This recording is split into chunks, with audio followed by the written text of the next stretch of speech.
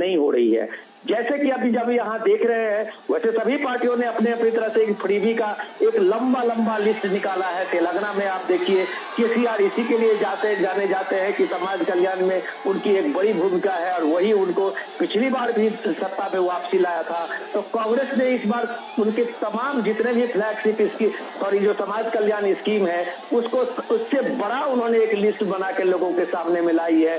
तो जाहिर सी बात है कि इस मुकाबले में डेवलपमेंट जो है एक पूरे तेलंगाना का, आप सोचिए, आप जब बात कर रहे थे कि आंध्र प्रदेश से अभी विभाजन हुए, तेलंगाना का मुश्किल से 2014 में इसका विभाजन हुआ था, एक नया स्टेट बना था, और एक पिछड़ा स्टेट होने के कारण ही तेलंगाना की एक स्टेट की मांग बनी थी। तो आज पीएम जब अपने सभाओं में इस बात को उठाते हैं तो लोगों में ये सवाल जरूर बनता है कि आप अभी 2014 से बना हुआ 10 साल का ये आपका जो स्टेट है, वो जिसको जितने ऊंचाई पे जाना चाहिए था, जो डेवलपमेंट और जो चीजें ग्रामीण इलाके में उन पिछड़े इलाकों में होना चाहिए था, क्या ये संभव हो पाया है? और इसलिए संभव नहीं हो पाया है जब प्राइम मिनिस्टर अपने लॉजिक में कहते हैं कि ये परिवार जब तक आपके इन चीजों में सत्ता पे हावी रहेगी, केसीआर के बाद अब उनका बेटा भी अब उनके सामने में एक नेतृत्व को लेके सामने में आ गया है, तो वो ये बात लोगों को कन्विंस करने की कोशिश करते हैं कि आपके सामने में एजेंडा डेवलपमेंट का होना चाहिए, एक राज्य का होना चाहिए, एक देश का होना चाहिए।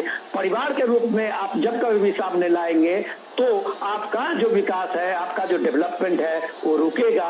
और ये सिर्फ फ्रीबी के नाम से अगर ये चुनाव होते हैं तो आप कह सकते हैं कि केसीआर के अपने खजाने में, अपने पॉकेट में अभी बहुत कुछ ऐसे घोषणाएं के लिए है जो लगातार लोगों के सामने में रख सकते हैं।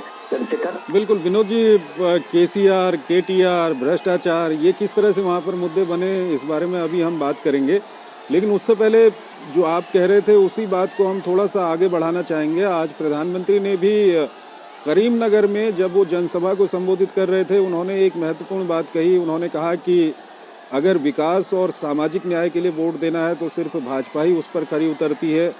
पिछले महीनों में 1 साल 1.5 साल के दौरान हमने देखा है कि तेलंगाना में कई सारे इंफ्रास्ट्रक्चर के ऐसे प्रोजेक्ट हैं जिनका प्रधानमंत्री ने वहाँ पर लोकार्पण भी किया है, शिलान्यास भी किया है। साथ ही साथ अभी मादिगा समाज को लेकर के हमने जिस तरह से देखा, और होम मिनिस्टर अमित शाह ने जिस तरह से वहाँ पर कहा कि अगर बीजेपी सत्ता में आती है तो बैकवर्ड क्लास का ही मुख्यमंत्री बनाया जाएगा। तो ये जो समीकरण बीजेपी ने वहाँ पर तैयार किए हैं, इसको आप किस तरह से देखते हैं?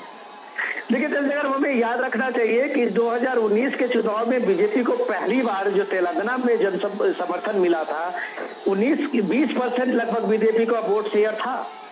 अगर बीजेपी ने 20% वोट शेयर करके 4 सीटें जीती थी तो आप कह सकते हैं कि बीजेपी की दखल तेलंगाना के हर लगभग इलाकों में है। जो आप तेलंगाना को जो इस तरह से हमेशा वो पिछड़े की बात जब आप कहते हैं तो एक पिछड़ा समुदाय के साथ साथ तेलंगाना काफी पिछड़ा भी हुआ था। आंध्र प्रदेश के साथ में जब इसका आप कह सकते हैं कि डिवीजन को लेके सबसे बड़ा जो ये था वहाँ पे तेलंगाना में जो 3-4 दशक तक चला था, उसके पीछे कारण यही थी कि उन लोगों ने कहा था कि भाई तेलंगाना के जो रीजन्स है और उसके बाद जो आंध्र प्रदेश के जो रीजन है रायलसीमा और बाकी बॉर्डर के इलाके में, वो जितना संपन्न हुआ है इस दौर में उतना तेलंगाना नहीं हुआ है। तो इसलिए वो ये कह रहे थे कि जब अमित शाह इस बात को लॉजिक देते हैं और प्राइम मिनिस्टर ने भी इस बात को कहा है कि इन पिछड़े इलाकों का नेतृत्व चाहिए जो इस बात को समझता हो, जिसका ग्राउंड कनेक्ट हो, और इसलिए उन्होंने शायद तर्क में अपने को बैकवर्ड चीफ मिनिस्टर के लिए बात कही होगी। तो वो बैकवर्ड एरिया है जहाँ के लोग रिप्रेजेंट करते हैं, उनको उनके यहाँ वो इंफ्रास्ट्रक्चर अभी तक मौजूद नहीं हो पाया है, उनके यहाँ बेसिक जो सहूलियतें हैं वो नहीं पहुंच पाई है। तो शायद उनका रिप्रेजेंटेशन मिले तो ये डेवलपमेंट का जो ये सिलसिला है वो चारों दिशाओं में हो, तेलंगाना के हर इलाकों में हो।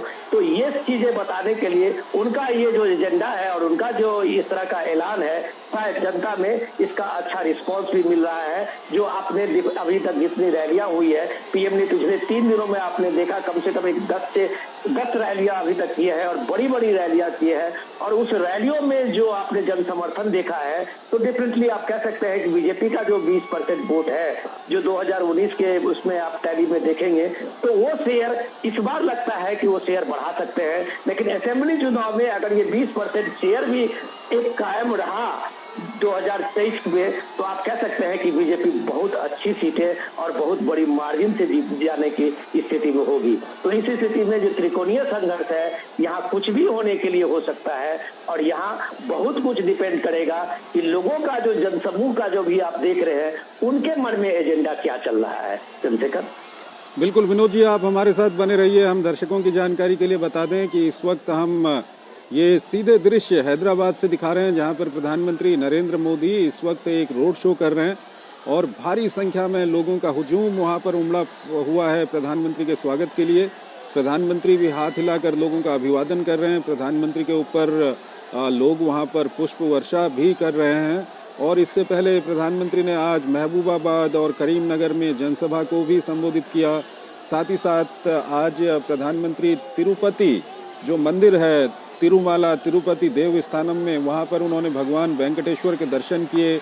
वैदिक विधि और परंपरागत रूप से वहाँ पर पूजा अर्चना भी प्रधानमंत्री के द्वारा की गई। और उसके बाद अब प्रधानमंत्री इस वक्त हैदराबाद में ये रोड शो कर रहे हैं।